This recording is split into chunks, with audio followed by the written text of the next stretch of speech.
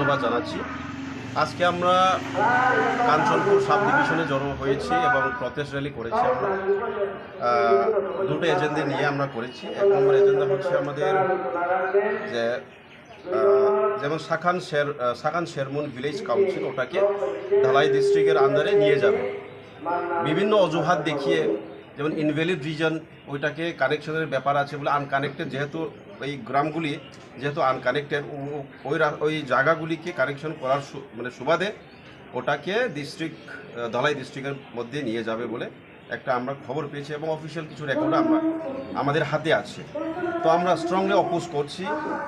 এবং আরও একটা এজেন্ডা হচ্ছে আমাদের এই যে ওটা তো সেম, আরেকটা এজেন্ডা হচ্ছে আমাদের এই যে আমরা খবর আমরা দেখেছি এবং পত্রপত্রিকায় দেখেছি যে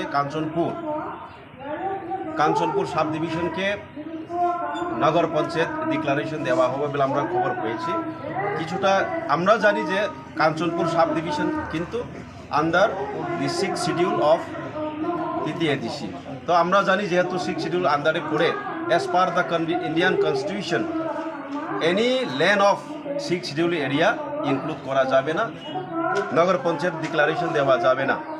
কারণ যদি কোনো একটা সরকারি অফিস, ইভেন ডিপার্টমেন্ট, এনি সরকারি ডিপার্টমেন্ট বলতে স্টেট গভর্নমেন্টও যদি কোনো একটা অফিস এস্টাবলিশমেন্ট করতে যায়, সেখানে কনকারেন্স TTADCর কনকারেন্স লাগবেই লাগবে। তো উইদাউট কনকারেন্স অফ TTADC সেটাকে কোনো ইভেন 1 ইঞ্চি জমি কিন্তু নেওয়ার অধিকার নেই রাজ্য সরকারের। সেটা কিন্তু 6th শিডিউল প্রভিশনের মধ্যে লেখা আছে। যেমন ফর এন এক্সাম্পল আমরা দেখতে পাই কয়েক মাসের আগে আমরা